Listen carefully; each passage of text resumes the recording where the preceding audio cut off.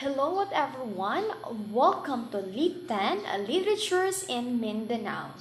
By the way, I am teacher Julina D. Masumpad and I'm her reporters for today's discussions. So, today we're going to discuss a new lesson which is all about literature in Mindanao, specifically in northern Mindanao. Before I'm going through to my proponent of my topic, I will just remind you to please listen carefully and attentively for you to understand, for you to, understand about the literature in northern Mindanao. Are you guys ready to listen? That's great. Okay, let's start. Region 10 is usually called as Northern Mindanao since it is located in Hilaga or northern part of Mindanao. It is composed of 5 provinces, namely Misamis Oriental, Misamis Occidental, Camiguin, Bukidnon, and Lanao del Norte. It also comprises with the 7 constituent cities: El Salvador, Gingoog, Malaybalay, Valencia, Orogetti, Ozames, and Tangho. It is also composed with 2 highly urbanized cities, Cagayan de Oro and Iligan City. So, in terms of inhabitants' ancestors, the vast majority of the region's inhabitants descended from the migrants from Cebu and Bohol. The dialect spoken is, of course, the main used dialects spoken language of the northern Mindanao is Cebuano. So, in terms of the religion, the Roman Catholic, Protestant, and Islam. So, in terms of economy, northern Mindanao has the largest regional economy. The economy of the region mainly the agriculture, forestry, fishing, and hunting. The top commodities naman is the produced are banana, chicken, pineapple, and corn.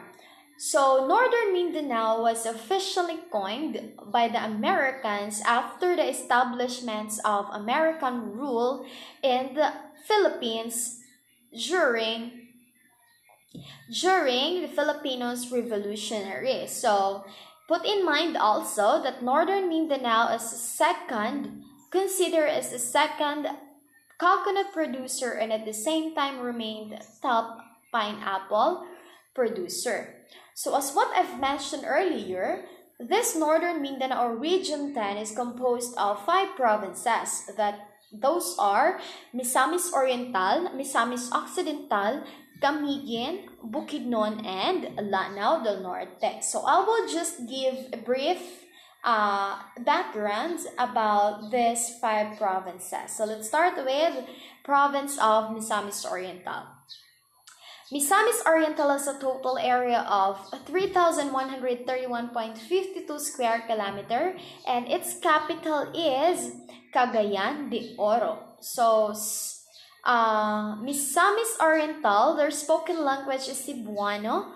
Cebuano is one of the primary spoken language of the province with the vast majority claiming it to be their mother tongue. But many are fluent of English and Tagalogs which is mainly used in terms of businesses, administrations, and or educations. On the other hand, this Misamis Oriental is one of the top 5 producing provinces of the country. According to Mindanao Development Authority, Misamis Oriental is largely coconut-based with most of the farmers relying on copra trading. So the province also hosts industries such as agricultural, forest, steel, metal, chemical, mineral, and food processing. So next to that is province of Misamis Occidental. Misamis Occidental has a total area of 2,055.22 square kilometer and its capital is Orogetti City. Misamis Oriental is famous of beautiful water and bountiful fish and seafoods for experts. And one of the tourist attractions of the province is Kaluya Shrine. Kaluya Shrine is sa Pangdalaga, Misamis Occidental. Are you familiar with that class? Okay, so this one is Kaluya Shrine as a replica of Rio de Janeiro's Christ the Redeemer. So as you can see in the picture, it has 190 steps from top, and that is why over there you can overlook the beautiful view of the mountain. And also, it is recommended that when you're going to visit in Kaluya Shrine, you're going to bring candle for you to light it in a shrine. Understood? Alright, very good. Next to that is a province of Camiguin. So Camiguin, its capital is Mambahaw, and the dialects spoken in Camiguin are Cebuano and Hiligaynon. But while few of people can speak in Kinamigin, which is an ancient tribal dialect. Camiguin also is the smallest or second smallest both land area and populations, that is next to Batanes actually. Camiguin is also known as the island-born fire. As you can see, this one, it is the island-born fire. It is because it is a home to 7 volcanoes that continue to shape and reshape its unique landscape. And the names of volcanoes, as what I remember, those are Mount Tibok-Hibok, Mount Ginsalabon, Mount Timpuong, Mount Bulcan, Mount Uhay, and Mount Tres Marias. Okay, and the last one is Mount Mambahaw pala. Okay, so those are the 7 volcanoes that is continued to shape and reshape its unique landscape. So that is the province of Camiguin. Next to that is province of Bukidnon. So Bukidnon is, the name Bukidnon means highlander or mountain dweller. So it is a third largest of the province in the country in terms of a total area of jurisdictions behind Palawan and Isabela respectively. So we have its capital pala is Malaybalay City, and the 7 tribes of Bukidnon is Manubo, Bukidnon, Higaynon, Tigwahanon, Matigsalog, Talaanding, and Umayamnon. So that is the 7 tribes of Bukidnon. Next to that is, lastly, the Lanao del Norte. Lanao del Norte is as the island of beauty and bounty. It is called the Island of Beauty because the exquisite gorgeousness can be seen and experienced in Lanao. So with its cascading waterfalls, springs, and lakes that dot the tropical landscape of the province. And one of the tourist attractions in Lanao del Norte is Maria Cristina Falls. Are you familiar with that, right? Yes, I know all of us are familiar with Maria Cristina Falls, or what we called is also known as a twin falls. So this falls is one of the primary source of electric power of the cities, for the cities. Okay? So, yes, its capital pala is Tubod, largely agricultural. Okay, so it's Tubod. And as what I've mentioned, its famous tourist attractions in Lanao del Norte is Maria Cristina Falls. Okay, did you understand those 5 provinces of Region 10 or Northern Mindanao? Okay, so those are Misamis Oriental, Misamis Occidental, Camiguin, Bukidnon, and Lanao del Norte. Now, let's proceed to the culture and traditions of Northern Mindanao. Okay, so we have here Cuyamis Festival, Lansanes Festival, Kaamulan Festival, Alimango Festival, and Higalaay Festival. So, let's start with Cuyamis Festival, which is celebrated as Misamis Oriental. So this is the culture and traditions of Misamis Oriental, Kuyamis Festival. So Kuyamis Festival is celebrated at the 20th at the second week of January. So all its towns and cities were gathered in Cagayan de Oro as one of their capital, right? So one of the highlights activity is street dancing. So you can see this one, street dancing and showcasing a product that is made out of coconut. So as you can see in the pictures, they are the girl is holding a coconut. So that is the main highlights of the activity or this festival. Next to that is Lansanes Festival. Okay, Lansanes Festival in Camiguin, which is a 4-day celebrations of this fruit. So it is held every third week of October. It is essential to note that the sweetest lansanes can be found in the island of Camiguin. And regularly, it is celebrating different causes as one whole community shows that the Region 10 value camaraderie and friendship. That citizens of Region 10 value camaraderie and friendship. So what you can see in the pictures, it holds most of their costumes is made of lansanes. So that is how it became their traditions. And next to that is Kamaulan Festival in Bukidnon. So in Kamaulan Festival is an ethnic cultural festival wherein people allocate their relative amount of time to remember the cultures and traditions of the 7 ethnic tribes in their area. As what I've mentioned earlier, there in Bukidnon, there are 7 tribes in their area. So one of those is Bukidnon, right? Okay, so it is also considered as a Thanksgiving festival to celebrate their bountiful harvest. So that is how comes there. It is called Kamaulan Festival. So next to that is Alimango Festival as one of the traditions of Lanao del Norte. So Alimango Festival is celebrated at the 22nd day of March. It highlights the abundance of crabs in the municipality of Lanao del Norte. As you can see, the costumes, it highlights the crab, right? So as you can see, their costumes is made of crab.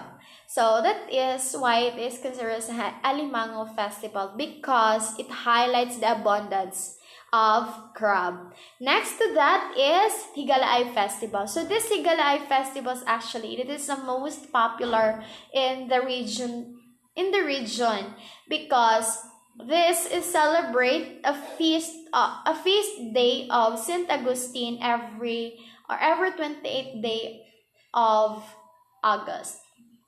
Okay, so those are the cultures and traditions of Region 10, which are Kuyamis Festival, Lansanes Festival, Kamaulan Festival, Alimango Festival, and Higalaay Festival. Okay, did you understand?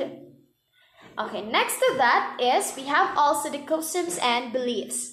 So some parts of this region are known to have preserved their tribal beliefs and customs. So one of their customs is Higaunon, a mountain tribe in Bukidnon. So Higaunon, apparently, they have still believed in Region 10, specifically in Bukidnon, they have still believed in the existence of spirits and God.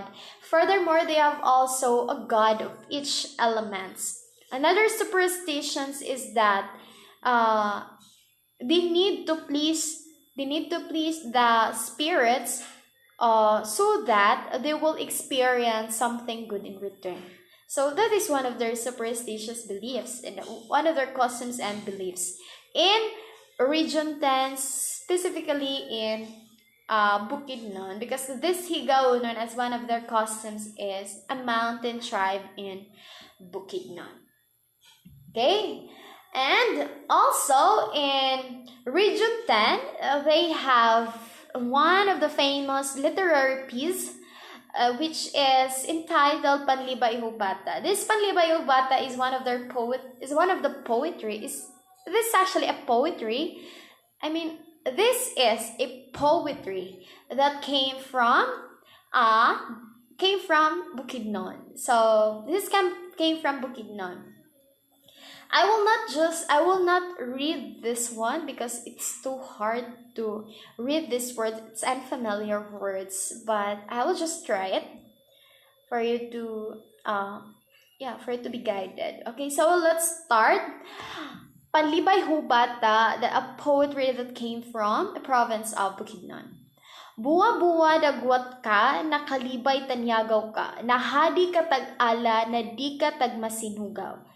Ta sumakit sa ulo ro, na panyengayingagan ka, na di buwaya suhena ni Gemba, bukalendem ba iyan o paglagen, sa iyan, na iyan mo pagkanindemen.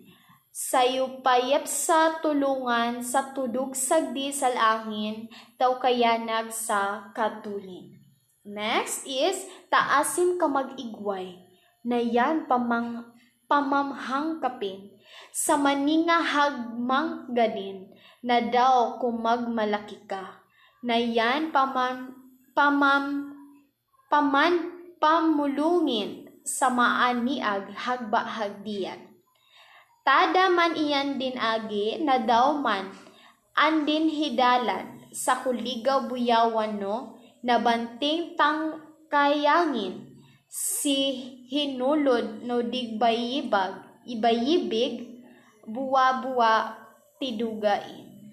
Sorry if I don't pronounce these words clearly, but yeah, that is so, since those words is unfamiliar words, so I made a research, or I made a translations this one, and it has a translations, actually a Tagalog translation. So when I read a poem that is in Tagalog translations, this poem is I understand that this poem is all about a mother who give an advices or encouragement to her child to continue her journey in life, even they are facing poverty and lose hope. So this poem taught us that no matter how hard life is, or no matter how hard life is, no matter how struggles we may encounter in life, or how many circumstances we may encounter in life, we still need to continue our journey in life.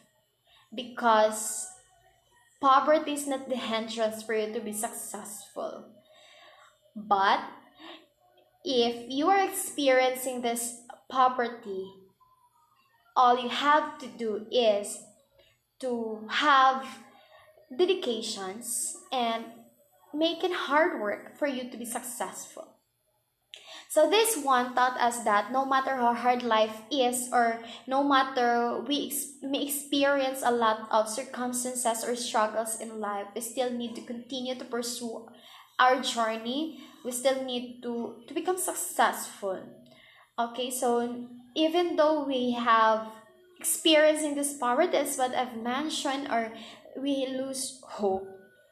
So if just continue to your journey in life. So just this also taught us that we need to have always faith in God, no matter what, because with God everything is possible. We know that saying, and we can accomplish things with God. So we can accomplish things with our dedications and determinations, and as well as our hard works. So no matter how many struggles we may encounter in life, or no matter we strives, or we are facing poverty and lose hope, we still need to pursue or to continue our journey in life. Because if in every hardships or in every struggles or circumstances you may encounter, they're always good in return, and that is to become successful. So just continue to pray and continue to have dedications in your life and hard work, of course, for you to become successful. And of course, don't lose hope and uh, faith in God, because everything is under control by the God, and everything is possible with God. So that is the message actually in this poem. So I hope you understand something today. I hope you learned something new for you to be applied in. So in this Panlibay Hubate, there's actually a lesson to us, or a lesson to all of you, that no matter our hard life, if no matter how we're facing poverty, it's not the hindrance for us to continue our journey in life, but it gives us, but instead it motivates us, or it gives us encouragement to pursue or to continue our journey in life, because with God everything is possible. And also, if you have good dedications, if you have determinations in life and hard works, everything, there is something in return, and that is to become successful one day. So just continue to pursue your journey and life. So I hope you learned something new today, and that would be my report. So thank you for listening. Bye.